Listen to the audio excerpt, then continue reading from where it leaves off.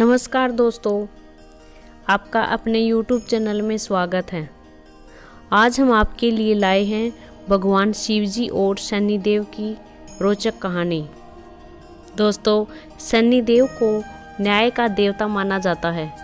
अपने जीवन काल में प्रत्येक व्यक्ति को शनिदेव की वक्र दृष्टि का सामना करना पड़ता है।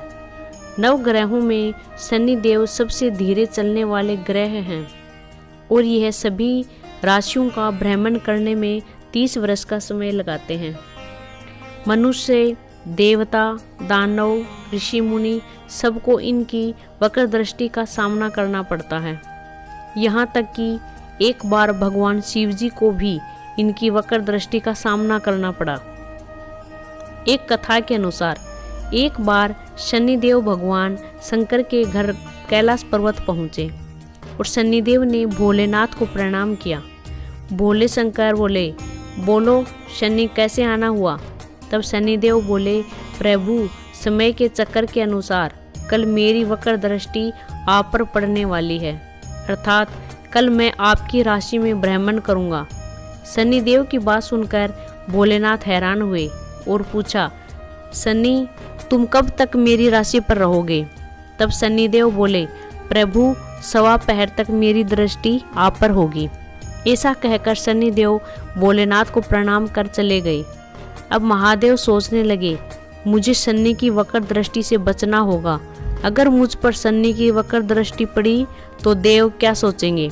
महादेव ने एक योजना बनाई कि कल शनि के आने से पहले ही वो कैलाश छोड़कर मृत्युलोक पर चले जाएंगे और कुछ ऐसा करेंगे कि शनि की वक्र दृष्टि से वो बच जाएंगे। अगले दिन भगवान भोलेनाथ मृत्युलोक में पहुँचे और एक हाथी का रूप धारण किया।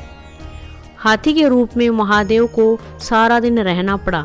इधर उधर भटकते उन्होंने जब एक नगर में प्रवेश किया तब लोग घबराकर उन्हें भगाने लगे। हाथी के रूप में ही उन्हें जल और भोजन ग्रहण करना पड़ा। दिन ढला तो महादेव ने सोचा, चलो अब पूरा दिन व्यतीत हो गया है, मैं शनि की वक्र दृष्टि से बच गया, अब तो कैलाश पर लौटता हूँ। ऐसा सोचकर महादेव ने हाथी का रूप त्यागा और कैलाश को लौट गए। कैलाश पहुँचते ही महादेव ने देखा कि शनिदेव तो पहले से ही वहाँ पर मौजूद थे। उन्होंने महादेव को देखते ही प्रणाम किया।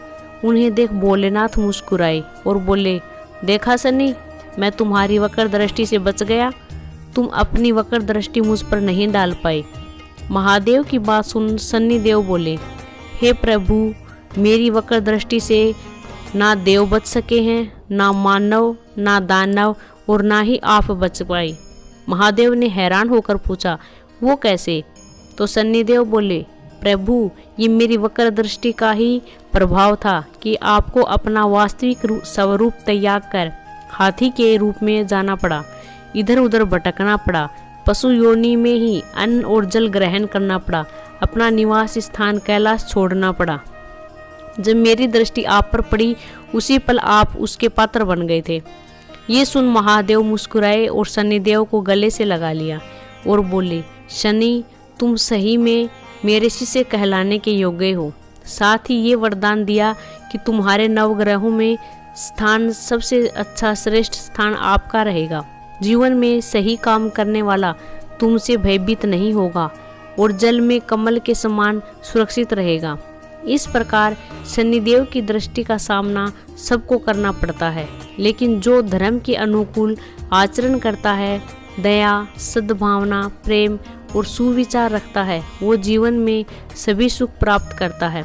जो व्यक्ति शनिवार को पीपल के पेड़ में जल चढ़ाता है, काली वस्तुओं का दान करता है, गायत्री मंत्र का जाप करता है, पशु पक्षियों को अन्न और जल देता है, चींटियों को आटा डालता है और शनि चालीसा पढ़ता है और शनि देव की कथा सुनता है, उस पर शनिदेव की कृपा सदैव बनी रहती है। तो दोस्तों, कैसी लगी आपको आज की ये हमारी कहानी? कमेंट बॉक्स में शनिदेव की जय अवश्य लिखिएगा और साथ ही साथ मेरे चैनल को सब्सक्राइब करिएगा। जय हो शनिदेव की।